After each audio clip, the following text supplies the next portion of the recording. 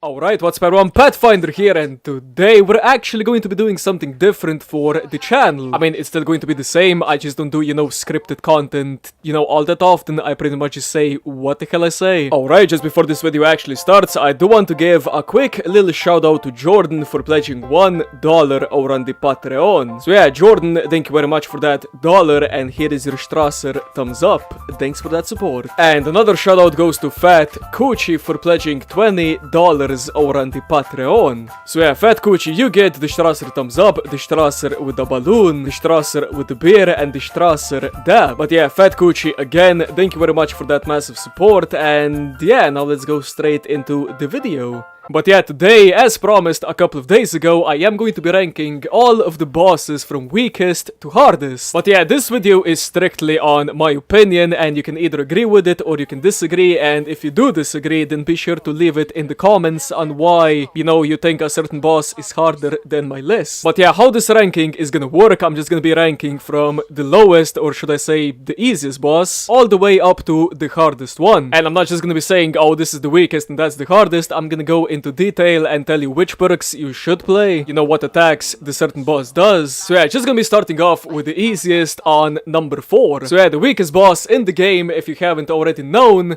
is the Abomination.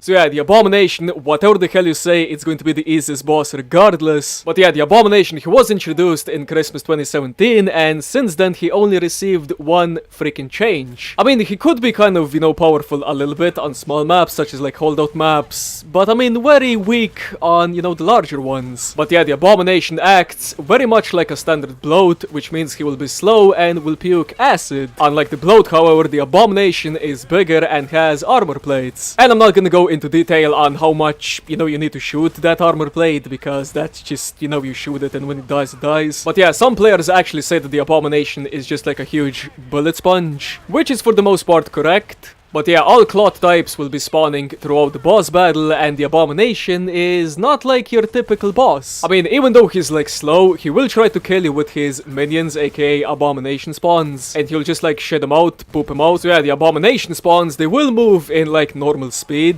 not like that fast, but not too slow. But yeah, once the Abomination spawn actually sees you, he's gonna run a little bit faster. So yeah, the Abomination is pretty much just a bigger version of a standard bloat with the same weak spots. And by the way, keep in mind, he will start with, some armor, and if you shoot that armor, it will absorb all of the damage until you destroy it. But yeah, now let's talk about the different attacks he can do and how you can avoid them or just stay alive when he does them. But yeah, he will constantly leave bloat mines behind him. I mean, if you ever played versus mode as a bloat, yeah, you had the option of doing the mine attack, and that's pretty much what the Abomination keeps behind them, and if you step in them, yeah, they will explode. But yeah, if you step in it, it will cover your screen with vomit and do a significant amount of damage. So I mean, the only way to avoid that is to like run around them or shooting them. But yeah, if you do decide to, shoot the bloat mine, just keep a little bit of distance, because yeah, the mine has a little bit of a splash radius. Okay, the next attack is called the Gorge attack. But yeah, what this is, it's pretty much just like the versatile Siren's Vortex, and as long as you keep your distance, yeah, you will be fine. But if you get caught by his Vortex, yeah, you're not going to be able to move, and you will receive,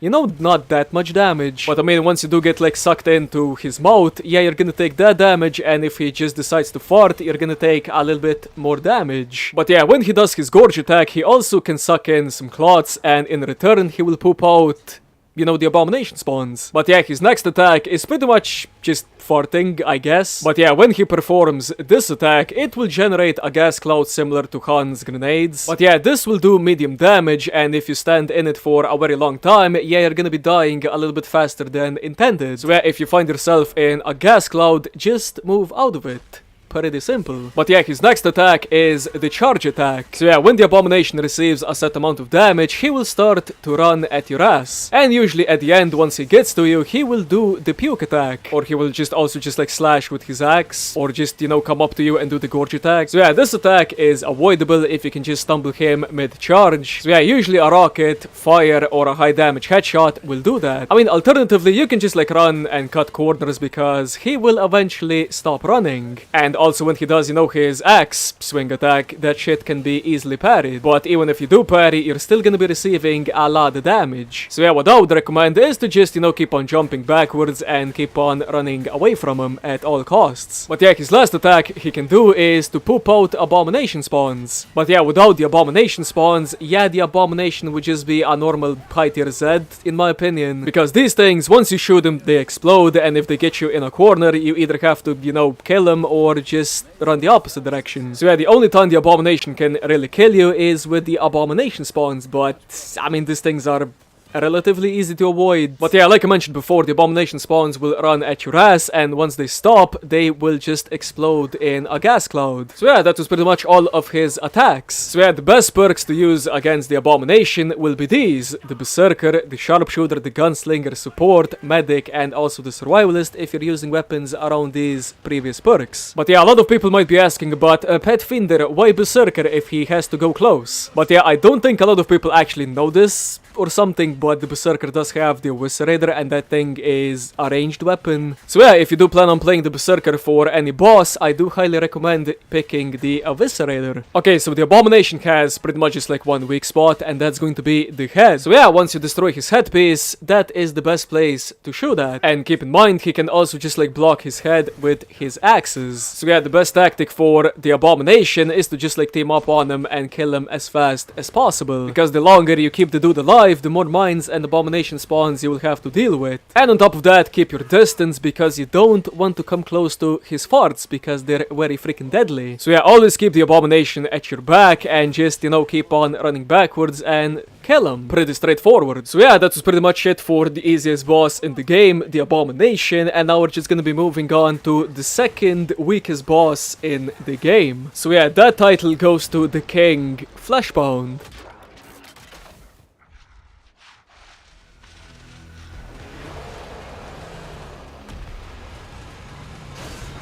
So yeah, the second easiest boss is the King Fleshpound. So yeah, he wasn't originally intended to be a full-on boss for the survival game mode. He first found his way into the game with the Pandemonium weekly outbreak. Later, Tripwire actually decided to add him as a full boss. So yeah, the King Fleshpound is very similar to just a normal Fleshpound. But yeah, he is taller, has a whirlwind attack, ground pound explosion, and a chest beam. But yeah, the King Fleshpound also shares some similarities to Hans, and that similarity is the shield phase. So yeah, King Fleshpound has 3 phases, and the shield is on phase 3. So yeah, this boss has 3 phases in total, and his first phase is when his health gets to 65% or below. And on the first phase, he will just start with his explosions once he starts to rage. So yeah, his second phase is when his health drops to 50% or below, and that's when he will start using his chest beam. And his last phase, like I mentioned before, will trigger when his health will go down to 20%, and that phase is also known as the shield phase. So yeah, when the King Fleshpound will spawn, he will also spawn quarter pounds, which are smaller, less tankier versions of a normal Fleshpound. And when he will go throughout his 3 phases, for each phase he will spawn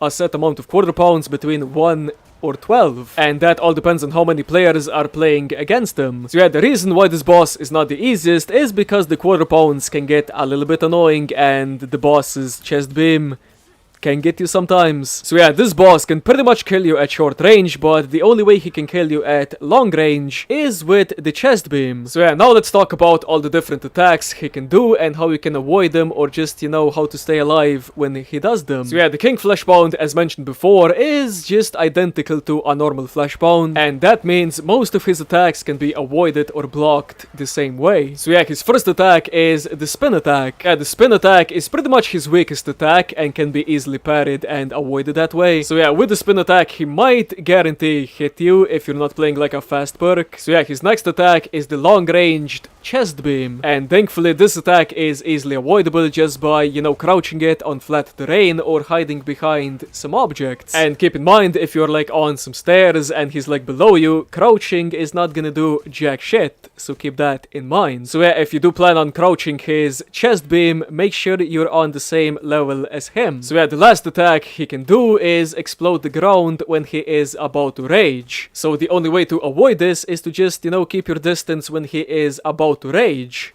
and that's pretty much it. So yeah, the King Fleshpound is a pretty straightforward boss in regards of his attacks. So yeah, out of the 10 perks, there are 6 you should pick for this boss. And they are the Berserker, the Sharpshooter, the Gunslinger, Support, Medic, Demolitionist, and also the Survivalist. So yeah, the King Fleshpound has 2 weak spots, and those 2 weak spots are the head and the chest core. But yeah, don't even bother shooting at the chest core because the head is going to be a better choice in like every single regard. So yeah, the best tactic against the King Fleshpound is to kill the Quarter Pounds as fast as possible. So yeah, when the Quarter Pounds actually spawn, don't focus on the boss. Focus on killing the Quarter Pounds first. And when you actually do take care of the Quarter Pounds, regroup and shoot at the boss. And another useful tip for the King Fleshpound is to just, you know, keep a ear out for when he does his actual chest beam, because that shit will actually do a noise. And on top of that, the best tip I can give you is parry his attacks and jump while he hits you, because jumping will launch you away from him and thus giving you some distance. And another useful tip is to always have something to hide behind near you. And by the way, don't forget to crouch the laser beam, because a lot of people still don't know how the hell to, you know, counter that. So yeah, crouch and you should be good to go. So yeah, this was my take on the King Fleshpound. Pretty freaking easy to counter, and now let's move on to pretty much the easiest boss in the game to kill in my opinion, but I'm not gonna rank him at the lowest because I do believe the Abomination and the King Fleshpound are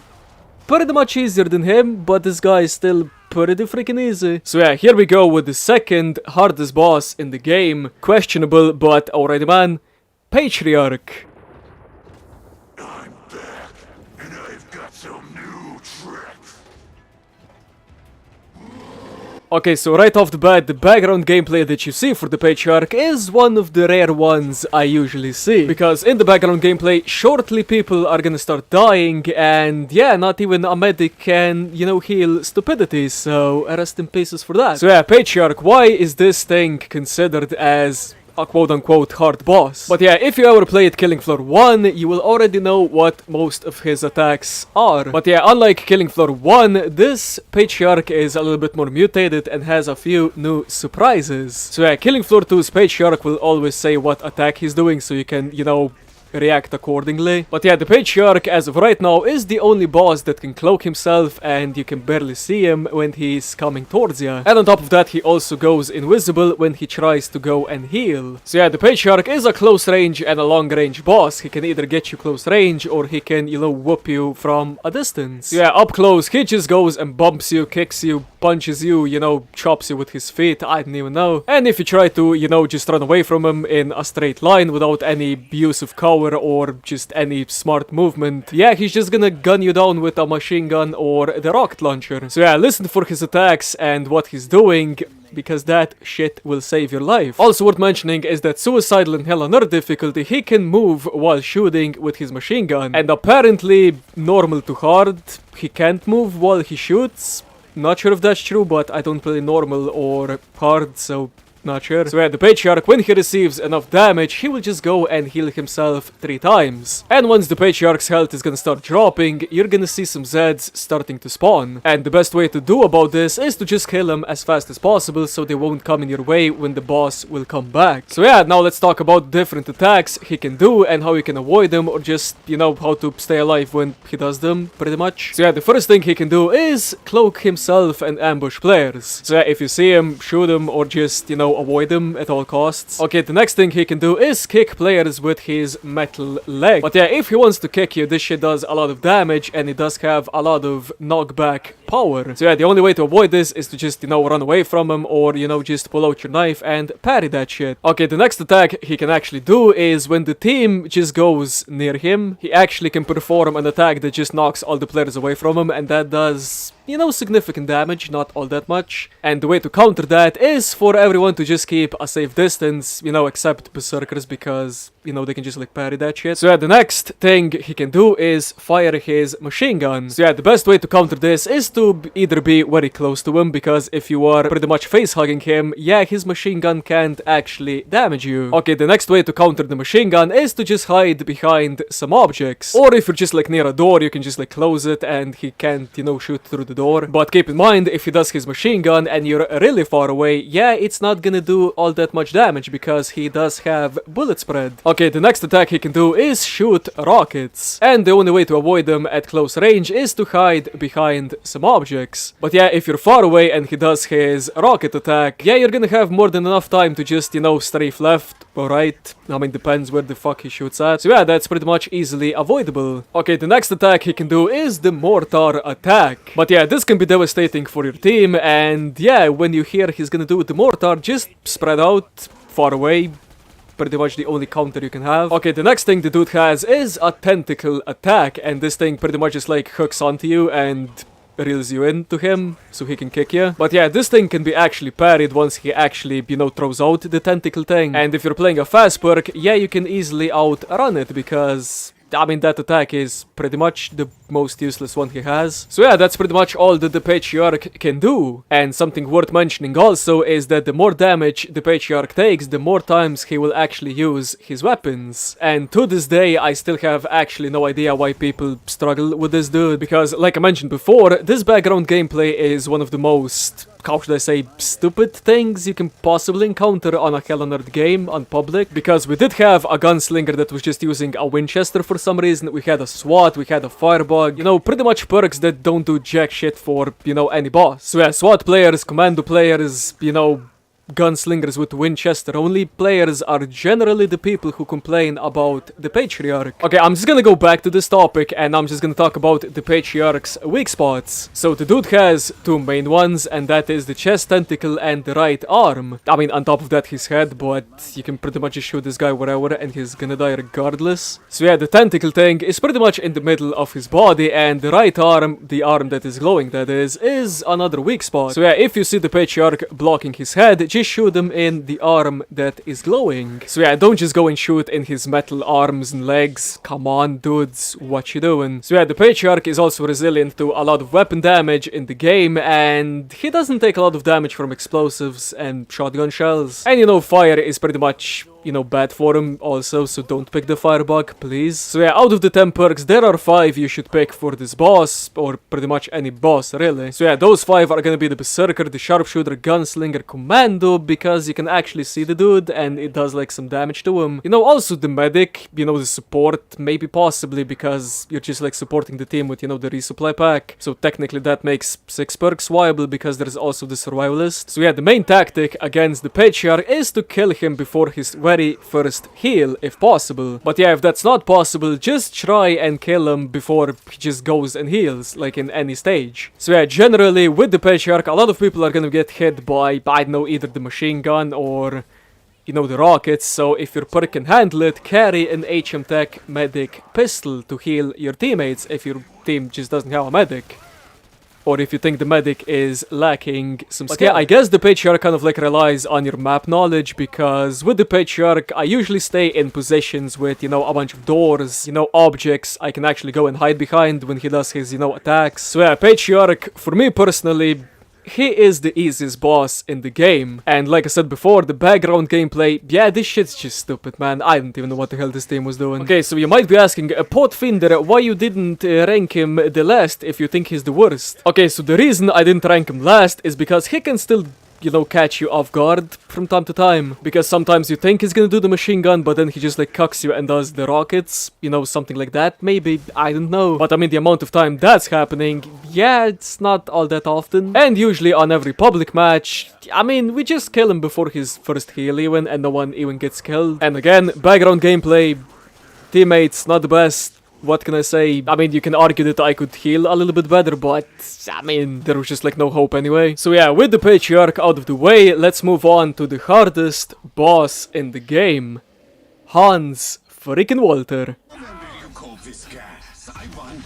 Okay, just before I actually go into detail about Hans, I just want to mention that 26 games on multiplayer, and I didn't get a single Hans to record. I mean, what the hell? So yeah, that's why I just decided, well, screw it, I'm just gonna go solo and spawn him with some commands. So yeah, apologies for the background gameplay not being, you know, in multiplayer. So yeah, Hans was actually the very first boss that was introduced into the game. So yeah, Hans is primarily focused on close range attacks, but can also strike you from afar using his STGs. Or should say MKBs, I guess, and grenades. It's worth mentioning that he can run and throw grenades on Suicidal and Hell on Earth, whereas on other difficulties, apparently he just has to stand still. So yeah, Hans has 3 phases, and the more he goes through them, the more aggressive he will become. So yeah, when he will spawn, he will primarily want to shoot you with his MKBs, and will want to get you with his nerve gas. So yeah, once you get him down to 60%, he will put on his first shield, and once that shield is activated, he is going to start running away for a bit, and then turn around and seek a random person to drain health from. But yeah, in that situation, you can either conserve your ammo and not shoot him, or you can just, you know, shoot him and destroy his shield. But yeah, if your team is halfway decent, yeah, that shield is gonna go bye-bye. So yeah, once he's out of his first shield phase, he will just throw some explosive grenades, so watch out and stay out of sight. But yeah, even his grenades will have indicators on the floor, so you can go and avoid them. So yeah, phase 2 will start once you get him down to 41%. So yeah, for each time he's going to activate his shield, he's just gonna do the same thing, you know, run away, come back, try to drain someone. But yeah, this is pretty much where the majority of unobservant players will die. So yeah, once his shield goes away and comes back up and his health is going to be red, yeah, he's just gonna throw some barrage of explosives. And usually players don't see it or something, and they just stand in some grenades, and that is very devastating, and people just, you know, get killed. So yeah, this is where Hans can really get some momentum, and I mean, just kill the other dudes, cause it's pretty easy for him. But yeah, it's worth mentioning that each and every time he's gonna be close to a phase, yeah, Zeds are gonna start spawning. And with Hans, yeah, you're gonna be getting some quarter pounds and skrakes. And on top of all of that, Hans can also just, you know, move out and about, he can strafe, he can, you know, dodge attacks, block. Yeah, the dude is very freaking annoying. But yeah, now let's go and talk about the different attacks he can do and how you can avoid them. But yeah, Hans, just like the Patriarch, will actually speak on what attacks he will do, so yeah, you can react accordingly. So yeah, the first thing he can do is to charge at you and, you know, just start chopping you with his hands. So yeah, this is his strongest and most devastating attack, and you can avoid it sometimes by outrunning him, but only with fast perks. And if you pick a slow perk, yeah, consider yourself whooped. So yeah, if you're playing something like a Berserker, yeah, you can easily parry him, and Hans will usually change targets if you parry him enough. And on top of that, remember to jump, because when he does hit you, you're gonna go flying backwards, and you're gonna gain some distance. So yeah, the next thing he can do is to shoot with his MKBs. So yeah, this attack up close will take your health down quite fast. So yeah, the further away you are, the more spread his MKBs will have. So yeah, the best way to avoid this is to quickly go behind the corner, close doors if you have them, and, you know, just get some distance. So yeah, if Hans is going to lose track of you, he will just switch targets, or he will usually just, you know, run behind your ass. Okay, the next thing he can do is throw his nerve gas. So yeah, this attack is not the most hard to avoid, but it definitely is very freaking annoying, because every single time you're gonna get hit by, you know, that gas cloud that the grenade does, yeah, your screen is gonna get puked, and your health is gonna go down slowly but surely. So yeah, if you find yourself in the gas, just move out of it.